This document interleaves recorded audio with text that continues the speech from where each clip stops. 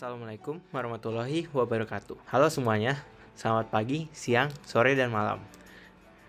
Perkenalkan, kami dari kelompok 4. Pada kali ini, kami akan mempresentasikan perusahaan yang kami pilih, yaitu PT Astra International Tbk dengan kode emiten ASII.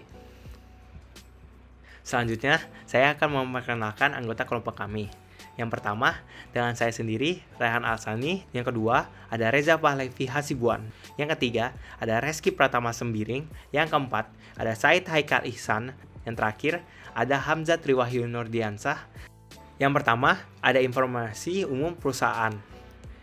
Perusahaan ini memiliki nama PT Astra International Tbk dengan kode emiten ASII. Perusahaan ini terletak di Menara Astra, lantai 58 sampai 63, Jalan Jenderal Sudirman, Kaf 5 sampai 6, Jakarta dengan kode pos 10220.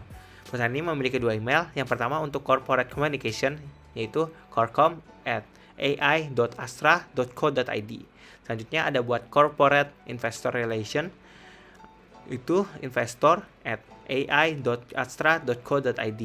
Memiliki nomor telepon 021 508 43 888. Faxnya 021 65 30 4957. Memiliki website yaitu www.astra.co.id. NPWP-nya 01 302 584 6092 000. Tanggal pencatatannya 4 April 1990. Papan utama, bidang usaha utama perdagangan umum, sektor perindustrian, subsektor perusahaan holding multisektor, industri, perusahaan holding multisektor, subindustri, perusahaan holding multisektor, biro administrasi efek, PT Raya Saham Registrasi. Selanjutnya, ada sekilas perusahaan. PT Astra International Tbk adalah perusahaan yang bergerak di industri otomotif. Astra awalnya merupakan perusahaan dagang kecil di Jakarta yang berdiri pada tahun 1957. Pada tahun 1969, Astra menjadi distributor kendaraan Toyota di Indonesia, dan pada tahun 1970 ditunjuk sebagai distributor tunggal sepeda motor Honda dan mesin perkantoran Xerox di Indonesia. Perusahaan ini mempunyai ruang lingkup sebagai perusahaan perindustrian, jasa pertambangan, pengangkutan, pertanian, pembangunan, dan jasa konsultasi yang meliputi perakitan dan penyaluran mobil, sepeda motor berikut suku cadangnya, penjualan dan penyewaan alat berat, pertambangan dan jasa terkait, pengembangan perkebunan, jasa keuangan, infrastruktur, dan teknologi informasi. Terdapat bidang usaha yang dilakukan oleh perusahaan ini. Yang pertama, ada otomotif.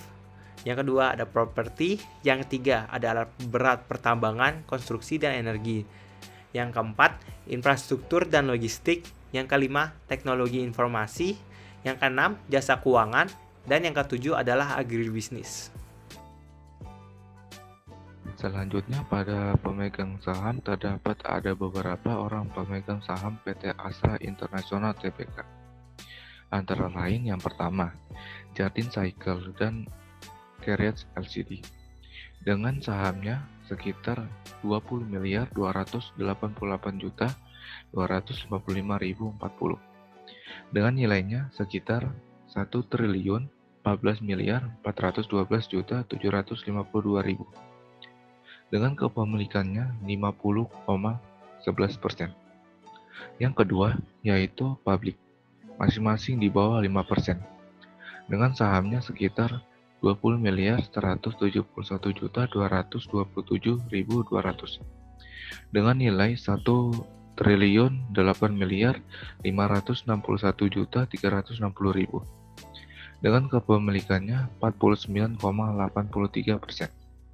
Yang ketiga yaitu UBS AG Hong Kong Non-Treaty Omnibus Account dari Anthony John Liddell Nightingale dengan sahamnya sekitar 6.100.000 dengan nilainya 305 juta dengan kepemilikannya 0,02%. Yang keempat yaitu Prijono Sugiarto dengan sahamnya sekitar 12.925.000 dengan nilainya 646.250.000 dengan kepemilikannya 0,03%.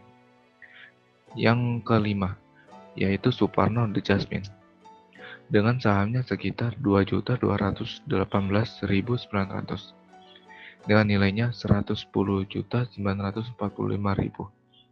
dengan kepemilikannya 0,01%. Yang keenam yaitu Gideon Hasan dengan sahamnya 1.275.000 dengan nilainya 63.750.000 dengan kepemilikannya 0%. Dan yang terakhir, Johannes Roman dengan sahamnya 1.552.000 dengan nilainya 77.600.000 dengan kepemilikannya 0%. Selanjutnya, anak perusahaan. PT Astra International Tbk memiliki beberapa anak perusahaan yang sesuai pada bidang usahanya masing-masing. Dapat dilihat pada slide berikut ini. Untuk ikhtisar keuangan atau financial highlight dari PT Astra International Terbuka, terdapat 3 laporan yang diambil berdasarkan data 5 tahun terakhir, yang ditampilkan sebagai berikut.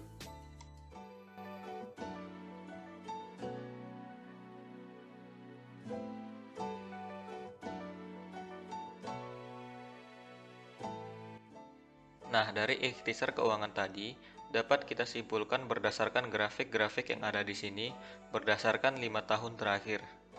Yang pertama, pendapatan bersih atau net revenue. Pendapatan bersih sendiri adalah pendapatan yang sudah dikurangi oleh semua beban atau biaya yang terjadi di periode tersebut.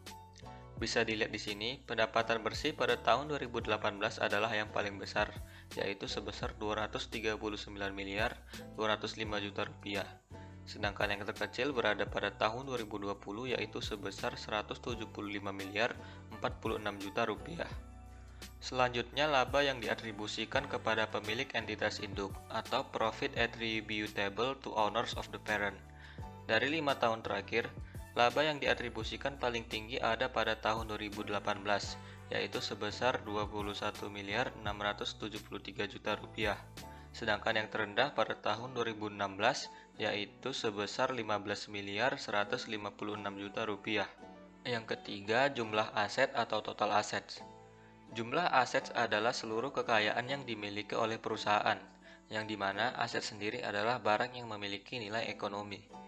Jumlah aset yang paling tinggi ada pada tahun 2019 yaitu sebesar 351 miliar 958 juta rupiah dan yang paling rendah yaitu pada tahun 2016 sebesar 261 miliar 855 juta rupiah.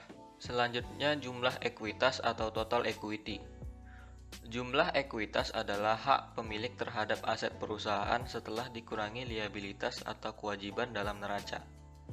Dari 5 tahun terakhir, jumlah ekuitas pada tahun 2020 adalah yang paling tinggi, yaitu sebesar 195 miliar 454 juta rupiah. Sedangkan yang terkecil berada pada tahun 2016 yaitu sebesar 139 miliar 906 juta rupiah. Lalu yang kelima, laba per saham atau earnings per share. Laba per saham adalah jumlah laba bersih pada suatu periode yang tersedia untuk setiap saham biasa yang beredar selama periode yang bersangkutan.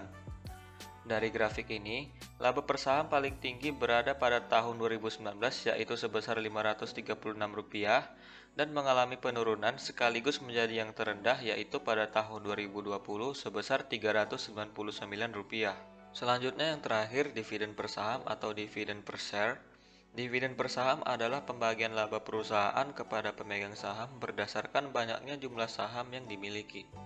Dividen per saham tertinggi terjadi pada tahun 2018 dan 2019 dengan keterangan pada tahun 2018 memiliki interim sebesar Rp60 dan final sebesar Rp154. Berbeda dengan tahun 2019 yang memiliki interim sebesar Rp57 dan final sebesar Rp157. Kedua tahun ini memiliki total jumlah dividen per saham sebesar Rp214. Sedangkan dividen per saham terendah terjadi pada tahun 2020 yaitu sebesar Rp114 dengan interim Rp27 dan final Rp87. Dan selanjutnya adalah ikhtisar saham dari tahun 2016 sampai 2020. Dapat dilihat di tabel berikut bahwa harga saham terendah dari tahun 2016 sampai 2020 berada pada tahun 2020 di triwulan ke-1 dengan harga saham Rp3.280 dan harga tertingginya pada tahun 2017 di triwulan kedua dengan harga saham Rp9.150. Sedangkan untuk harga penutupan dari tahun 2016 sampai 2020 yang terendah berada pada harga Rp4.460 di tahun 2020 triwulan ketiga dan tertinggi adalah Rp8.925 di tahun 2017 triwulan kedua. Untuk rata-rata volume perdagangan saham, didapat rata-rata penjualan saham tertingginya di tahun 2020 triwulan kedua dengan penjualan 59.716.688 saham dan terendah di tahun 2017 triwulan keempat dengan penjualan 25.484.145 saham. Ikhtisar saham. Ikhtisar saham dapat menunjukkan pergerakan rata-rata saham sehingga kita dapat mengetahui dan menganalisa kondisi saham suatu perusahaan.